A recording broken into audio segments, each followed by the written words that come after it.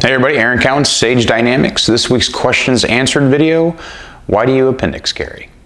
Pretty straightforward question, a little history. Very first time I carried a handgun was hip carry. In fact, the very first time I carried a handgun at all was outside the waistband, concealed and for duty. Starting obviously in the Army, I was infantry, didn't get a handgun. So I didn't have a handgun professionally until I worked as a private security contractor and then forwarding into law enforcement. When I turned 21, carry conceal permit, but I still carried outside the waistband. And then I transitioned to inside the waistband, hip carry, the 9 or the 3 o'clock. But then I developed, well, I guess back up a little bit, I had a back injury in the military, and that compounded through my own stubbornness and ignoring what doctors said and doing things I wasn't supposed to be doing or doing things I wasn't supposed to be doing as much. So I developed a sciatic nerve condition, which just happened to be right there where my gun sat, more or less. So the pressure from inside the waistband, hip carry, made life complicated and pretty painful. If you've never had a sciatic nerve injury, I highly recommend that you go ahead and pass that opportunity up because it's kind of awful. Varying degrees of awfulness depending on the severity of it. But the gun was pressing on the nerve and making things worse. So I transitioned to appendix carry. If you look around on the internet hard enough, if you're interested, you'll actually find that I used to not like appendix carry.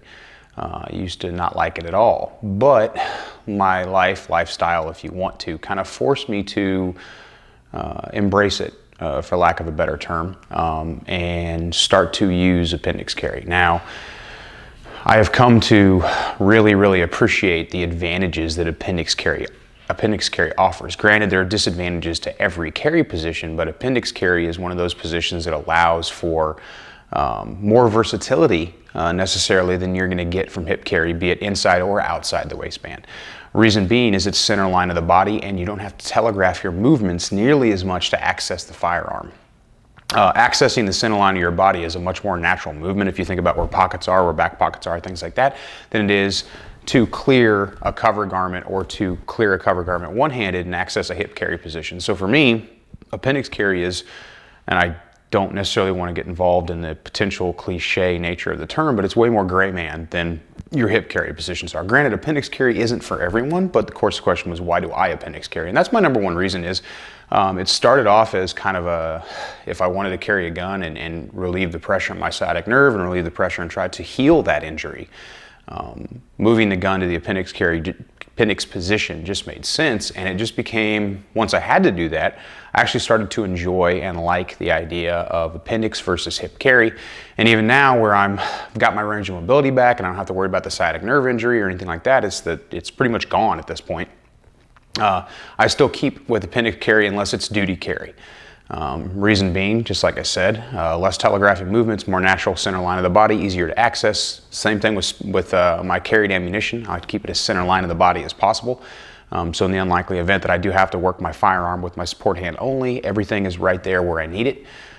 Granted, duty carry doesn't really, well, I should say appendix doesn't really present itself very well for a duty carry type of scenario, but as far as in these days, most of the time I spend carrying concealed versus duty. So it's not that huge of an issue. As far as training goes, the draw stroke's going to be a little different.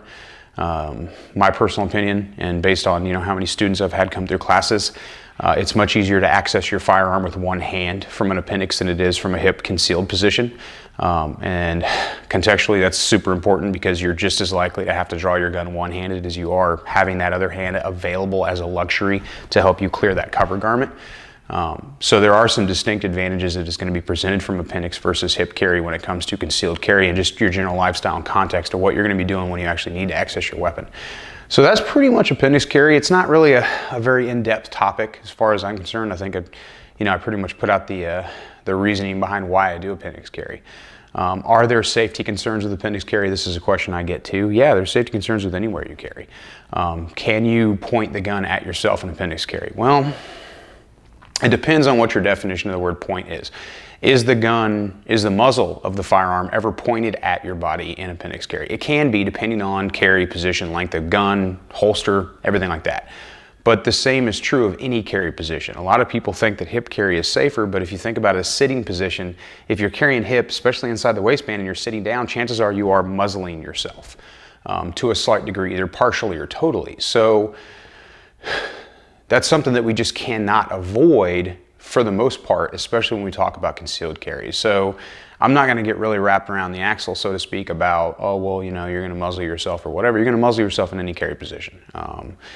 Unless you're using an outside the waistband duty carry rig that has a very rigid mounting system that actually points the gun away from the body by a few degrees.